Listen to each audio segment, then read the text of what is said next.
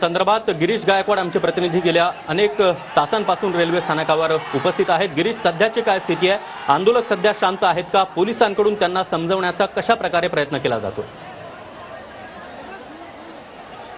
नक्कीच परिस्थिती जैसे ते वैसीच आहे आणि ही सगळी दृश्य आपण या ठिकाणची पाहतोय। गर्दी झालेली आहे मोठ्या प्रमाणामध्ये बदलापूर स्थानकावर आणि कुठेही नागरिक पाय मागे घेताना पाहायला मिळत नाहीये। सगळ्यात महत्त्वाचं म्हणजे बरेच तरुण तरुणी या ठिकाणी ट्रॅकवर उतरलेले आहेत, हातामध्ये फाशीचा फंदा घेऊन या ठिकाणी उतरलेले आहेत आणि आरोपीला कठोरातील कठोर शासन करा। 13 तारखेला घटना घडली, मात्र घटनेवर पांघरून टाकण्याचं काम प्रशासनानं पोलिसांनी केलं। कुठेही पीडितांना न्याय दिला नाही, त्यांचं कुटुंब वणवण फिरत होतं, मात्र कुणी त्यांचं ऐकून घेतलं नाही अशी खंत या ठिकाणी व्यक्त केली जाते। आम्हाला योजना नको, आमच्या आया बहिणींना सुरक्षा द्या अशी मागणी या ठिकाणी केली जाते। ही सगळी दृश्य आपण पाहतोय। बरीच तरुण तरुणी मंडळी आहेत जी ट्रॅकवर उतरलेली आहेत आणि घोषणाबाजी या ठिकाणी बऱ्याच वेळापासून सुरू आहे। जवळपास 7 तास होत आलेले आहेत, मात्र कुठेही पिछेहाट नाहीये।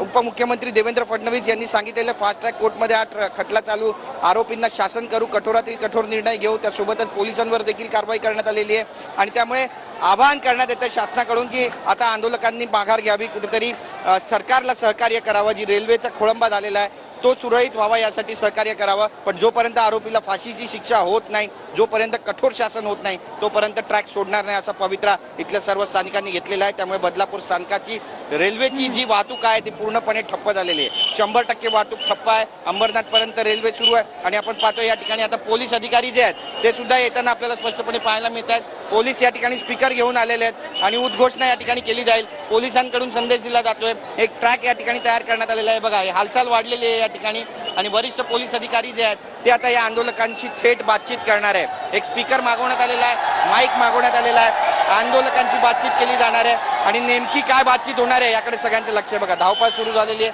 ट्रॅकवर हे सगळी जी गर्दी आहे ती सुद्धा एकत्र येऊ लागलेली आहे आणि अवघ्या काही वेळामध्ये या ठिकाणी वरिष्ठ पोलीस अधिकारी पोहोचतील आणि वरिष्ठ पोलीस अधिकारी नेमकी कारवाई संदर्भातली काही अपडेट या लोकांना देणार आहेत का आणि त्या अपडेटला ऐकल्यानंतर ही जनता बदलापूरचे हे स्थानिक आपलं आंदोलन मागे घेणार आहेत का पाहणं अत्यंत महत्त्वाचं ठरणार आहे। महत्त्वाची वेळ तुम्ही आपल्या सोबत राहत या ठिकाणी पोलीस अधिकारी जनतेशी आंदोलकांशी संवाद साधतायत, ते काय नेमकं सांगतात आपण पाहूया।